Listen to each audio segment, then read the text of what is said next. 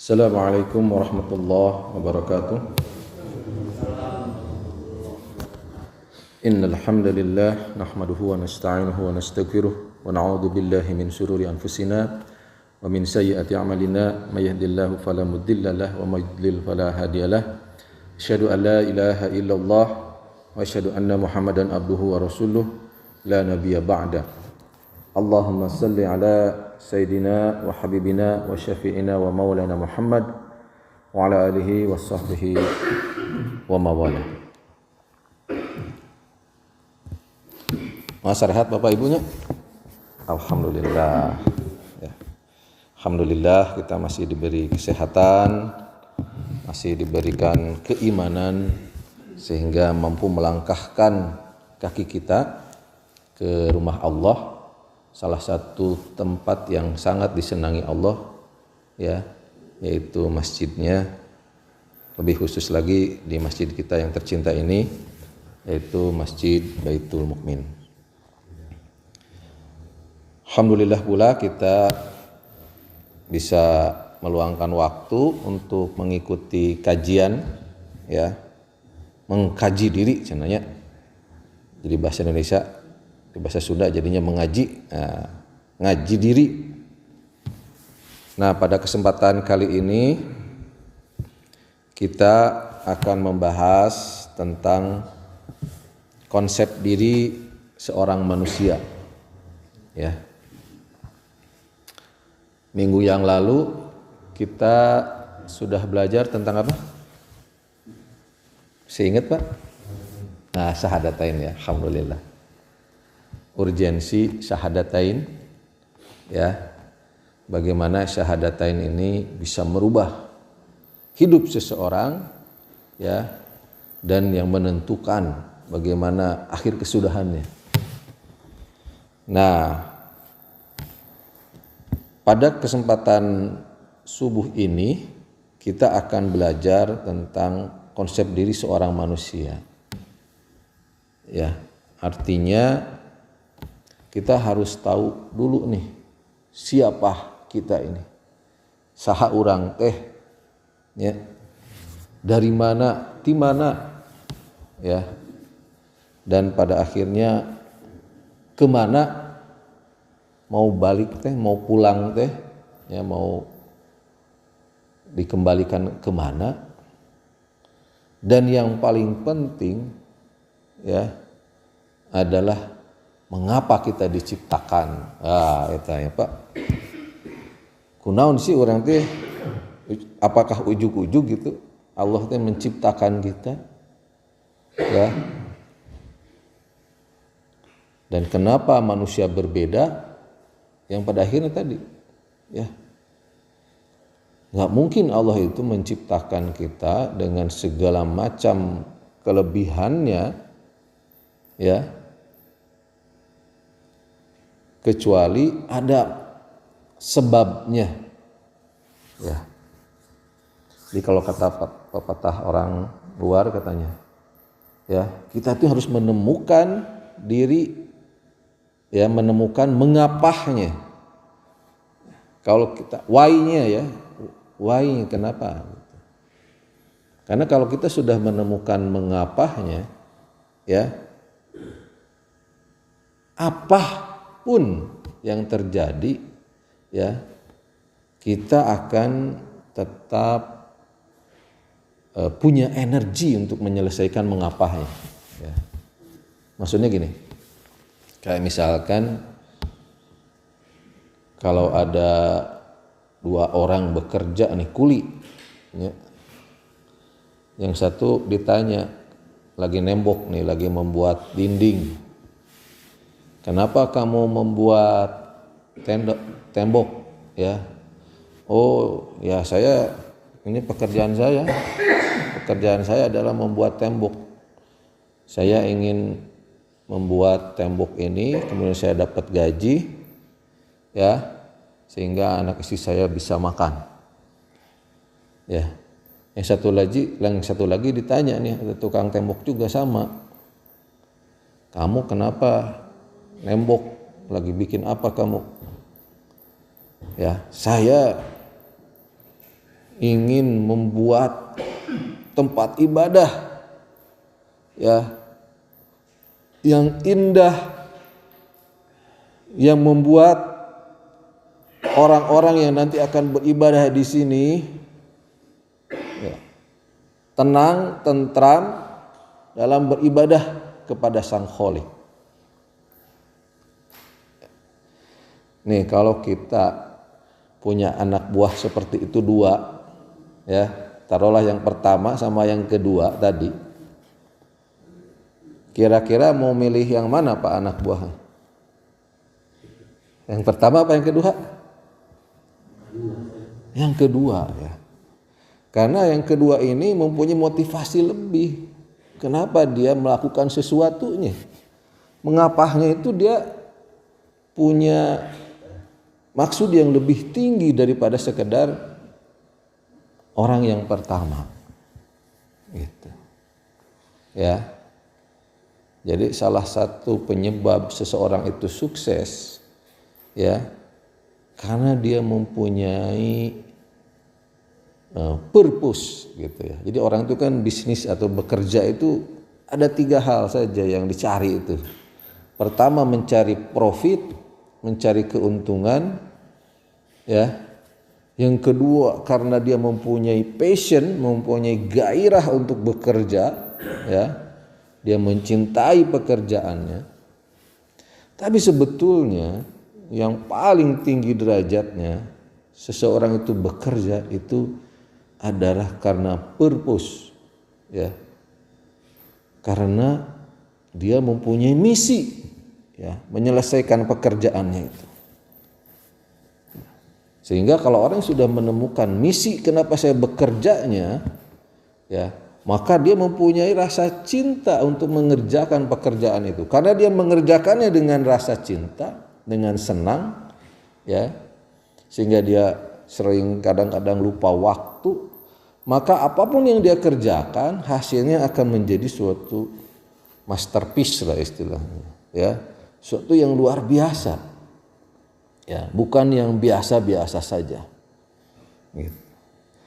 Nah persis seperti itu ketika seseorang manusia itu sudah menemukan ya mengapanya dia ada diciptakan di muka bumi ini, maka dia akan menjadi seseorang yang luar biasa, Pak. Nah, yang pertama, proses penciptaan manusia. Ya. Manusia itu menurut Al-Qur'an itu diciptakan dari turab atau tanah ya. Coba kita buka Quran surat Ali Imran ya, surat yang ketiga ayat 59.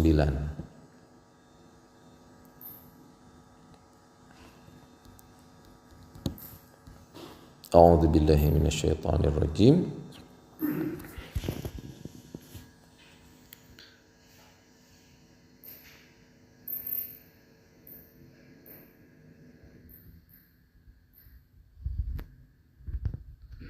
Qul ya ahlal kitabi hal tanqimuna minna illa an amanna billahi wa ma unzila ilaina wa ma unzila min qabl wa anna aktsarakum fasiqun.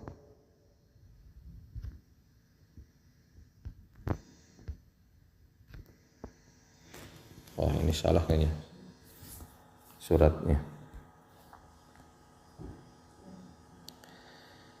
Coba kita lihat lagi ya. Berapa?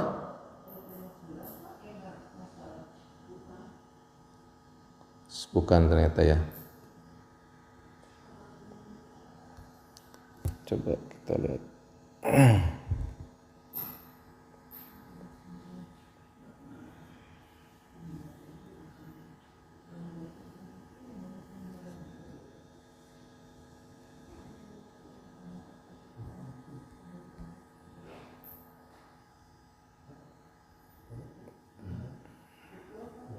Betul?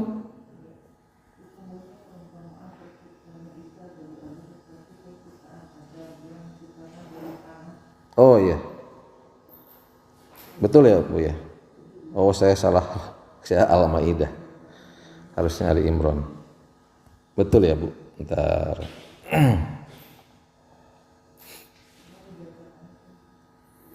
Surat Ali Imran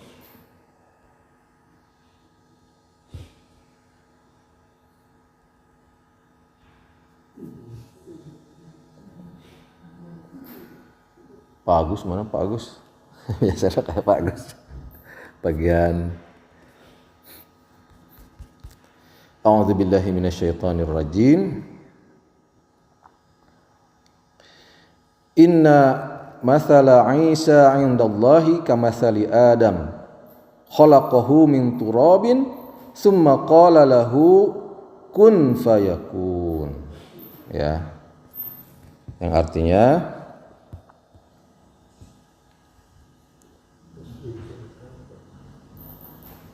ya, sesungguhnya permisalan Isa di sisi Allah adalah seperti halnya Adam. Diciptakan dia dari turab, ya, kemudian dikatakanlah jadi maka jadilah, ya. Jadi pertama kali manusia diciptakan yaitu Nabi Adam alaihissalam itu dari tanah turab, ya. Kemudian dikatakan kun, jadilah, maka terjadilah. Jadi kalau yang pertama itu ya seperti itu. Kan kalau dalam ilmu biologi mah ada pertanyaan yang tidak mungkin bisa dijawab sampai sekarang ya, Cana. Ayam dulu apa telur dulu? Ya, karena ayam dari telur, ya. Telur juga dari ayam gitu. Jadi sahaheula itu diciptakan tuh. Ayam dulu apa telur dulu. Tah kalau manusia pertama yaitu Nabi Adam alaihissalam, ya, itu diciptakan dari tanah, jadi maka terjadilah. Gitu. Nah ini terjadi juga seperti halnya Nabi Adam, Nabi Isa. Jadi Nabi Isa itu kan tidak mempunyai bapak, ya. Jadi beliau dilahirkan langsung dari rahim seorang bunda suci, yaitu Bunda Maria. Yang konon katanya lahirnya tanggal 25 Desember ya, walaupun katanya debat tebal juga. Ya, gitu. Ya itu mah. Nah ya. Yang jelas ketika lahir itu Nabi Isa heboh. Ya. Ini bahkan Bunda Maria ini kan disangka jinah. Gitu. Zina, bukan jinah ya. Kalau bahasa Sunda jinah, kalau bahasa Indonesia zina, melakukan zina dengan prajurit Romawi, cenah gitu. Ya. Nah, dinyatakan oleh Allah, ya, bahwa penciptaan Isa itu adalah sebagaimana penciptaan Adam. Ya, jadi Allah berkehendak, ya, dia itu mau menciptakan tidak ada bapak sama tidak ada ibu seperti Nabi Adam, ya, atau juga tidak punya bapak, ya, seperti halnya Nabi Isa, dan ada juga yang tidak punya ibu. Siapa?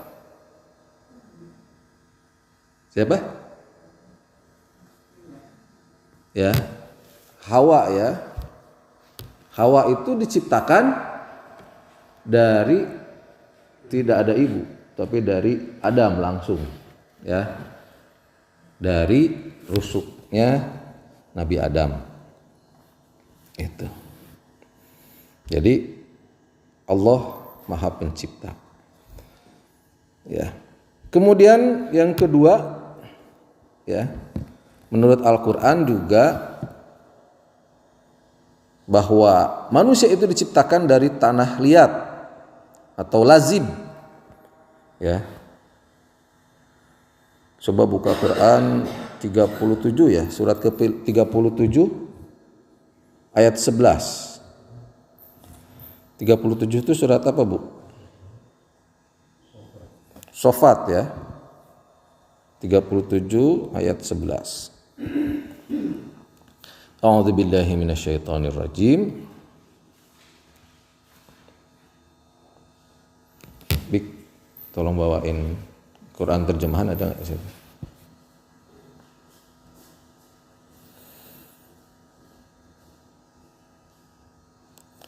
A'udzubillahi minasyaitonirrajim. Fastaftihim ahum asyaddu khalqan amman khalaqna inna khalaqnahum min tinil lazib.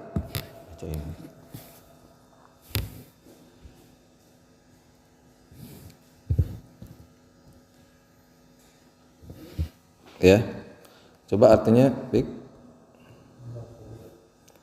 37 ayat 11.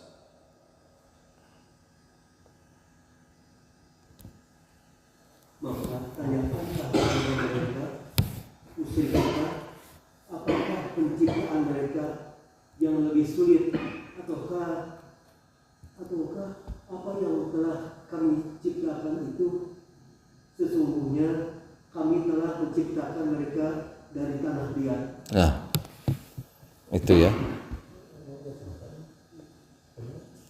Jadi Allah itu bertanya ya, apakah lebih sulit ya menciptakan mereka ataukah menciptakan manusia itu dari tanah liat? Ya, lebih sulit mana? Ya. Kalau menciptakan manusia yang sekarang kan sudah jelas ya, ada sel telur. Ini sebetulnya menyindir kepada kondisi saat ini, Pak. Kan orang itu berbangga diri bahwa sebetulnya mah tidak perlu ada bapak atau tidak perlu ada ibu, Pak, menciptakan manusia sekarang itu. Ya. Ya, ada bank sperma ya. Bisa tuh ya diciptakan tanda kutip ya, manusia menyatukan antara sperma yang dibekukan ya, bank sperma dengan sel telur ya, di dalam laboratorium namanya bayi tabung ya. Kemudian setelah terjadi zigot ya, pembuahan ya, kemudian ditanamkanlah benih itu ke rahim seorang wanita, siapapun itu ya. Sama Allah ditantang, kemana lebih sulit ya. Tetap aja kalau kayak gitu tetap dibutuhkan ya sperma dan sel telur. Yang lebih sulit lagi kan menciptakan dari tanah. Bisa nggak nih manusia menciptakan sesosok makhluk benar-benar dari unsur awalnya? Ya, menurut penelitian katanya ya, bahwa unsur-unsur yang ada di dalam tubuh manusia dengan unsur-unsur yang ada di dalam tanah itu ya hampir sama. Ya tidak sama 100%, tapi hampir sama. Jadi unsur-unsur yang ada di tanah, terutama tanah liat ini, dengan unsur-unsur yang ada di dalam tubuh manusia itu ya hampir sama. Ya. Dalam tanah liat ya, mengandung air ya. Manusia juga 70% air. Ya. Di dalam tanah liat itu ada karbon ya, unsur organiknya. Di dalam tubuh manusia juga ada. Nah, di sini Allah menantang ya, bahwa bisa nggak nih kita manusia ini menciptakan manusia lagi benar-benar dari tanah gitu. Dan tidak akan pernah bisa ya.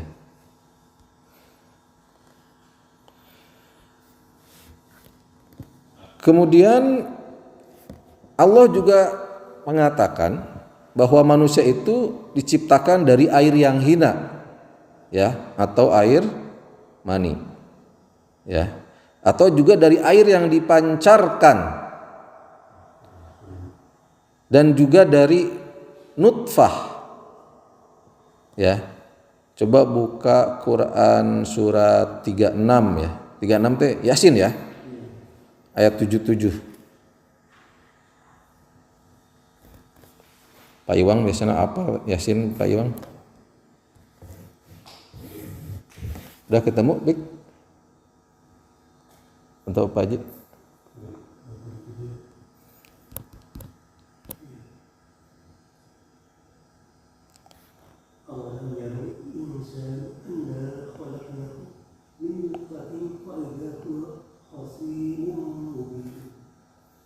Ya, artinya Pak?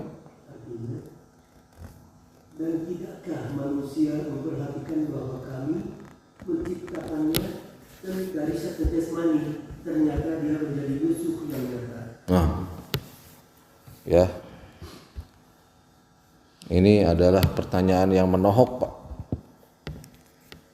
Kata Allah itu kita ini hanya diciptakan dari setetes mani, ya, sesuatu yang hina, ya. Tapi kita setelah diciptakan, nah jadi kedegong gitu, jadi ngalunjak, ya. Bayangkan Pak, kita ini dari sesuatu yang tidak ada artinya, hina gitu ya. Dan ketika sudah tercipta, maka kita menjadi penentang yang luar biasa. Ya. Ini kita kadang-kadang sering lupa seperti ini Pak, manusia. Ya, makanya Allah sering ingatkan. Kadang-kadang kita ini merasa dengan kepintaran kita, ya, dengan kekuatan fisik kita, dengan relasi teman-teman kita ini merasa tidak membutuhkan Tuhan, ya, dalam setiap urusan kita, ya. Padahal kalau ditarik dari awal, ya, kita ini diciptakan hanya dari setetes air mani yang tidak ada artinya apa-apa, ya. Kemudian menjadi seorang rahim, menjadi seorang embrio, kemudian menjadi seorang bayi, ya. Bahkan bayi itu saja luar biasanya Allah, ya kan? Ya. Coba kalau kita lihat bayi itu, ya, di dalam kandungan itu bernafas dengan apa Pak? Dengan paru-paru atau dengan apa? Ya betul ya. Jadi bayi itu Pak selama lebih dari 8 bulan, ya, itu tenggelam dalam air ketuban, ya, air ketuban ibunya. Coba Pak lamun jelema geus lahir, ya, seperti kita lah udah gede, teuleum Mbak, ya, di dalam air selama 9 bulan. Tong boro 8 bulan ya banyak. 10 menit oke bisa maut. Ya. Manusia bisa nggak Pak bertahan hidup di dalam air tidak bernapas dengan paru-paru? Bisa? Nggak bisa. Nah ini luar biasanya Allah ciptakan. Ya, ketika lahir manusia ngek, gitunya cek orang Sunda, ngek, ya. Jadi ketika di dalam rahim itu paru-paru tidak berfungsi Pak. Paru-paru yang sekarang kita hisap udara melalui paru-paru ini belum berfungsi. Ya, baru ketika brojol, ya, kemudian dia menarik napas, dia ngek, baru sesaat setelah itu paru-parunya berfungsi mengolah oksigen, ya, di dalam paru-paru. Dari udara ini kan nggak bisa langsung diserap langsung jadi oksigen. Ya, diproseslah ku paru-paru ya sehingga menyerap oksigennya saja yang diserap. Gitu. Ya. Jadi ketika bayi lahir itu makanya digebugannya, Bunya, ditarik ya kepalanya bukan kakinya. Kakinya ya, jangan kepalanya. Kakinya ditepuk-tepuk. Pantatnya atau punggungnya, Pak? Pantatnya ya. Gitu. Supaya kotoran yang ada di dalam paru-parunya keluar sehingga paru-parunya bersih. Jadi mun bayi lamun teu nangis justru malah mengkhawatirkan. Karena menangis itu adalah refleks mulutnya ketika ada udara masuk, kemudian dia menangis. Gitu. Nah, dari situ saja ya kan luar biasa, Pak. Selama 9 bulan kita ini enggak bernapas melalui paru-paru, bernapasnya melalui ari ya, melalui orang tua kita, melalui ibu kita. Ketika lahir seperti itu. Ya. Jadi istilah nama cek Gusti Allah teh entong balaga lah gitu ya. Jangan sombong. Kita ini ya bernapas saja dulu hanya membutuhkan ari-ari gitu.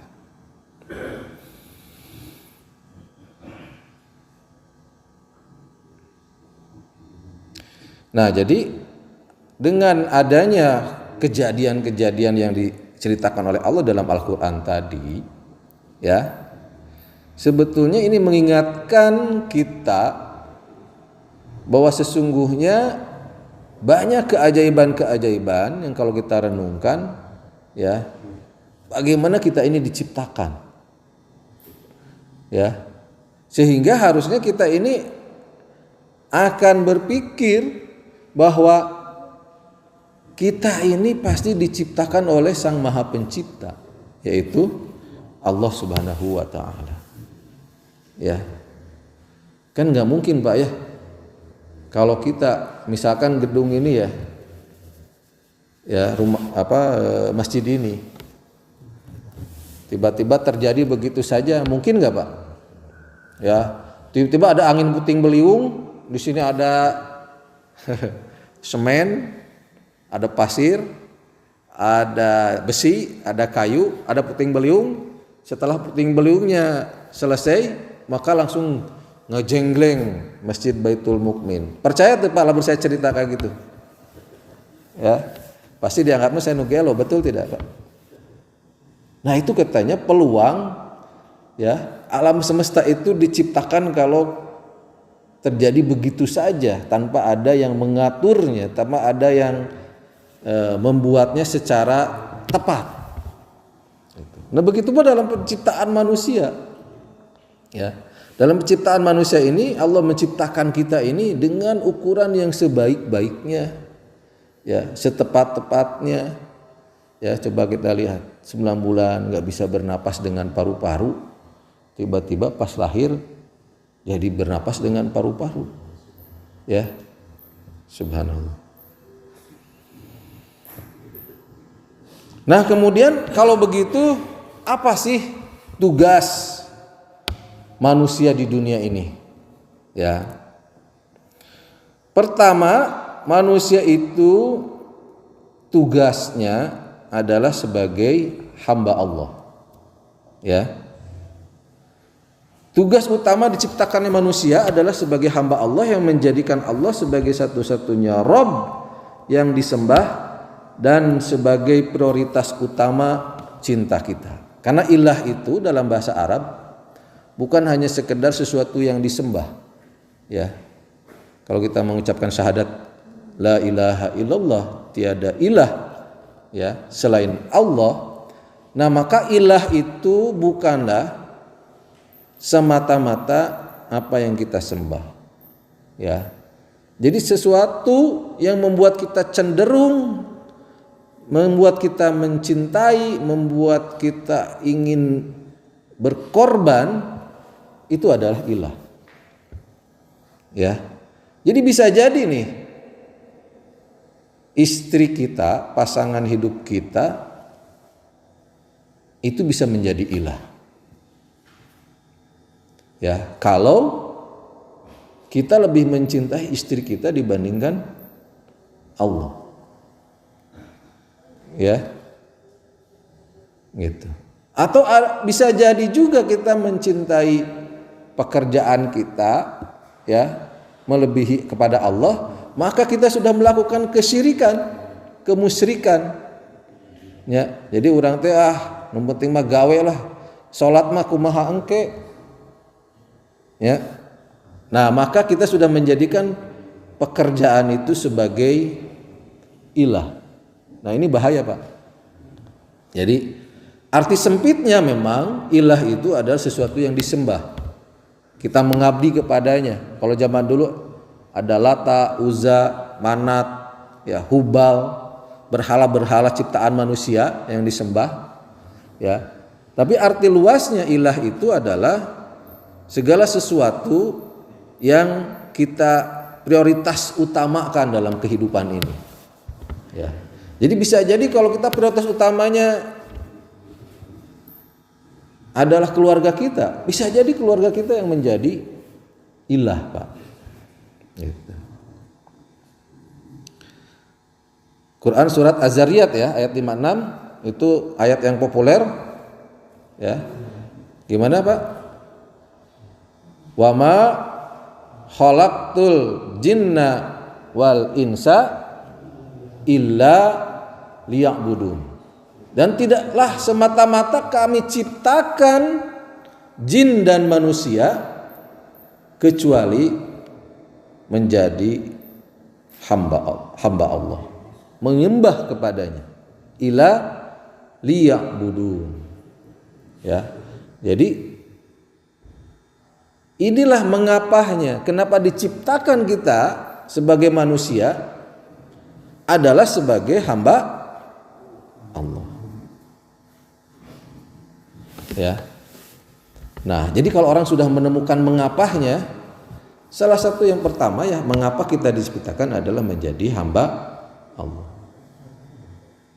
Hamba itu kalau sekarang jarang ya, nggak ada sekarang hamba ataupun budak. Ya, kalau zaman dulu masih zaman perbudakan, budak itu adalah properti, Pak. Ya. Jadi budak itu sama dengan aset, ya. Jadi dia bisa diwariskan, tuh. Ya, ada seorang abid, ya, itu bisa diwariskan. Budak itu diwariskan kepada ahli warisnya. Ya. Nah, budak itu tugasnya adalah mengabdikan hidupnya untuk majikannya. Ya. Nah, manusia adalah tugasnya mengabdikan seluruh hidupnya adalah untuk Allah. Seperti yang sering kita lantunkan setiap doa iftitah, salah satu doa iftitah ya. Inna sholati wa nusuki wa mahyaya wa mamati lillahi rabbil alamin. Tak eta, Pak. Ya, sering kita ucapkan tapi bisa jadi mungkin sering kita lupa maknanya. Ya. Inna sholati, sesungguhnya sholat kami, sholatku, wa nusuki, ibadahku, wa mahyaya, hidup, ya, wa mamati, dan matiku, lillahi rabbil alam. Hanyalah untuk Allah, Tuhan semesta alam. Nah, Pak, kalau udah sampai level memaknai lillahi rabbil alamin seperti itu, hidup kita ini akan tenang. Kenapa? Karena sudah ada jaminan, Pak. Ya. Sudah ada jaminan kalau kita ini menjadi hamba yang baik. Ya. Jadi hamba yang baik itu adalah orang yang takwa itu, Pak. Wa may yattaqillah yaj'al lahu makhraja. Ya. Barang siapa bertakwa kepada Allah, maka Allah akan berikan solusi dalam setiap kesulitannya, apapun itu. Ya. Jadi kalau kita sudah benar-benar menjadi hamba Allah yang baik, dalam artian bertakwa, maka segala permasalahan itu, Pak, Bu, ya, Allah akan berikan solusinya. Enak nggak? Enak ya. Ya. Tenang hidup kita ini. Jadi yang pertama itu, Pak, Bu, ya. Kita diciptakan adalah sebagai hamba Allah. Yang kedua, kita diciptakan itu tugasnya adalah sebagai khalifah di bumi ini. Ya, apa itu khalifah? Pemimpin atau wakil, ya. Pengganti, ya. Jadi di bumi ini, ya, eksistensi keberadaan kita ini adalah perwakilan perwujudan eksistensi Allah di bumi. Ya. Jadi kita diciptakan itu menjadi wakil Allah di muka bumi untuk memakmurkan bumi ini, ya. Mengelola sumber daya bumi ini tentunya dengan ketentuan yang Allah ridhoi. Itu. Jadi Allah itu menciptakan bumi, ya. Tak itu rek diamanahkeun ka saha, Pak? Ya. Ketika Allah tawarkan kepada yang lain, semuanya menolak, Pak.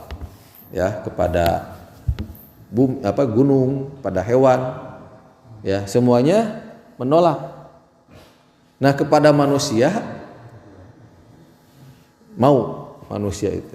Makanya manusia, ya, katanya adalah makhluk yang bodoh, kata Allah, ya. Ya, nanti di bab berikutnya, ya, minggu depan mungkin insya Allah, ya, bahwa manusia itu bodoh. Kenapa? Karena mau-maunya menerima amanah yang sangat berat. Ya. Ya, kalau kita dikasih amanah ya, yang sangat berat dan kita mau, ya, itu kan resikonya cukup tinggi, ya. Ya. Ya, kalau misalnya kita disuruh menyelesaikan suatu pekerjaan yang sebelumnya dikerjakan orang lain dan itu nggak benar gitu, Pak. Kira-kira gimana, Pak? Males ya? Coba saya aja kalau misalnya ada tukang, Pak, mending mana cenah? Membangun dari nol atau merombak yang sudah ada? Milihnya yang mana, Pak? Apa? Yang dari awal, karena nggak banyak masalah. Gitu. Ya. Nah, jadi ini sudah sering, ya. Quran surat Al-Baqarah ayat 30, coba dibuka. Nah, ini populer juga.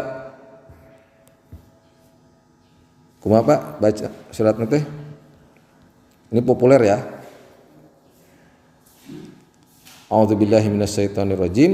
Wa idz qala rabbuka lil malaikati inni ja'ilun fil ardi khalifah. Qalu ataj'alu fiha ma yufsidu fiha wa yasfikud dima wa nahnu nusabbihu bihamdika wa nuqaddisu lak. Qala inni a'lamu ma la ta'lamun. Ya. Dan ingatlah ketika Tuhanmu berkata kepada malaikat, sesungguhnya aku akan menciptakan di dunia ini, di bumi ini adalah khalifah. Ya, siapa khalifahnya? Manusia. Qalu, maka berkatalah seluruh malaikat itu, ataj'alu fiha ma yufsidu fiha wa yasfikud dima. Ya. Malaikat itu berkata, apakah kamu akan menciptakan di dalamnya sesuatu, siapa yang berbuat kerusakan, yufsidu fiha wa yasfikud dima, dan menumpahkan darah. Padahal sesungguhnya kami, yaitu malaikat, ya, nusabbihu bihamdika wa nuqaddisu lak. Ya, senantiasa bertasbih kepadamu dan senantiasa mematuhi perintahmu. Qala inni a'lamu ma la ta'lamun. Katakanlah, ya, sesungguhnya aku mengetahui apa yang tidak kamu ketahui. Ya, jadi rada proteslah malaikat itu ketika diciptakan manusia. Nah, cenah diciptakan manusia teh untuk menjadi khalifah yang pada hakikatnya manusia itu senangnya apa? Berbuat kerusakan. Betul tidak? Coba di dunia aja sekarang ya, dengan adanya produk-produk manusia terjadi kebocoran ozon jenanya, sehingga terjadi pemanasan global. Kan nggak rusak manusia mah, betul tidak Pak? Ya, nah malaikat sudah memperingatkan ini. Tapi kata Allah, setelah mana makhluk cicing gitu. Sesungguhnya aku lebih mengetahui, ya, dan kamu tidak mengetahui. Ya. Nah, jadi tugas manusia itu tadi Pak, mengelola, memakmurkan bumi ini, ya, agar digunakan setinggi-tingginya, sebesar-besar manfaatnya untuk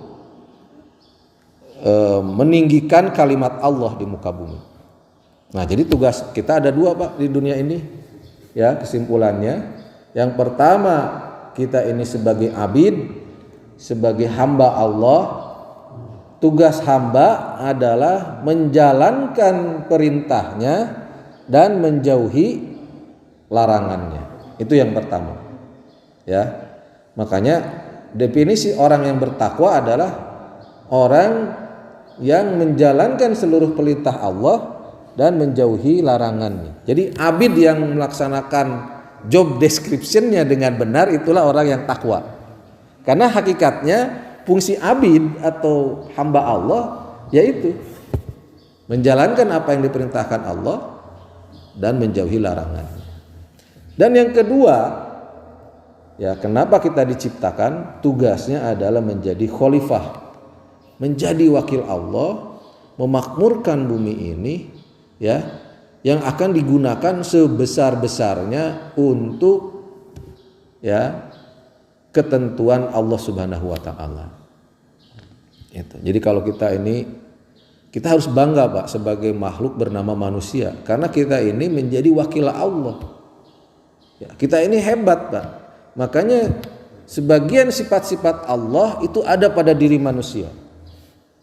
Tidak ada Pak di dunia ini, ya, makhluk lain selain manusia yang bisa menguasai bumi ini Pak. Coba, ya, makhluk paling besar siapa Pak di dunia ini? Gajah, ya. Ada ikan paus tapi yang dilindungi manusia atau gajah Pak? Ya, yang dilindungi adalah makhluk terbesar di bumi ini. Coba bayangkan, ya, yang tercepat di dunia ini siapa Pak? Manusia atau yang lain? Kuda, ya, cheetah katanya yang paling cepat itu. Ya, yang paling buas harimau. Tapi yang dilindungi justru adalah, ya, jadi kita ini menjadi seseorang atau sosok makhluk yang bisa mengalahkan makhluk lain Pak. Makanya kita disebut khalifah. Dan kita harus mempunyai, ya, sebagai seorang muslim, sebagai seorang khalifah, maka tugas kita adalah memakmurkan bumi ini, menjadi pemimpin di muka bumi ini. Jangan menjadi objek, tapi harus menjadi subjek. Nah, ini masalahnya umat manusia muslim saat ini dikuasai pemimpinnya bukan oleh umat Islam Pak. Di dunia ini yang menjadi pemimpin adalah Amerika saat ini, ya. Nah, makanya terjadi banyak kerusakan. Ya. Kenapa? Karena kita tidak berperan sebagai khalifah di situ. Orang Islam itu. Nah, di sini Allah mengingatkan, ya, karena kita sudah menjadi hamba Allah yang baik, maka tugas kita berikutnya adalah menjadi khalifah yang baik. Ya, kita makmurkan bumi Allah ini sebesar-besarnya untuk Allah juga. Gimana caranya? Ya, menjadi manusia yang bermanfaat bagi sebanyak-banyaknya orang, menjadi manusia yang menjadi rahmatan lil alam, menjadi rahmat bagi seluruh alam. Ya. Nah, kalau kita sudah paham mengapa kita diciptakan, nanti menjalani hidup itu kita akan menjadi seseorang yang luar biasa, bukan menjadi seorang yang biasa-biasa saja. Ya. Sebagaimana halnya Rasulullah SAW beserta para sahabatnya, dari nobody menjadi somebody. Ya. Di Jazirah Arab itu orang-orang Arab tidak ada apa-apanya dulu Pak, tapi dengan adanya agama Islam, dengan adanya Rasulullah SAW, mereka menjadi tahu kenapa mereka ini ada di dunia, sehingga melaksanakan apa yang Allah perintahkan, menjauhi apa yang Allah larang, maka ya umat Islam menjadi ya umat yang kuat, umat yang menguasai dunia. Nah, bisa jadi kenapa kita mengalami kemunduran, bisa jadi lebih banyak yang kita lakukan yang dilarang oleh Allah daripada yang Allah perintahkan. Ya, dan bisa jadi juga, bukan bisa jadi, emang seperti itu, bahwa kenapa mundurnya umat Islam itu banyak yang Allah perintahkan justru kita tidak lakukan. Ya. Demikian mungkin yang bisa saya sampaikan. Mohon maaf kalau ada ataupun bukan, kalau ada pasti banyak kekurangan-kekurangannya. Untuk itu saya beristighfar kepada Allah dan memohon maaf kepada jamaah sekalian. Terima kasih banyak atas perhatiannya. Billahi taufiq wal hidayah. Assalamualaikum warahmatullahi wabarakatuh. Dan ditutup dengan doa kafaratul majlis. Subhanaka Allahumma bihamdika asyhadu an la ilaha illa anta astaghfiruka wa atubu ilaik.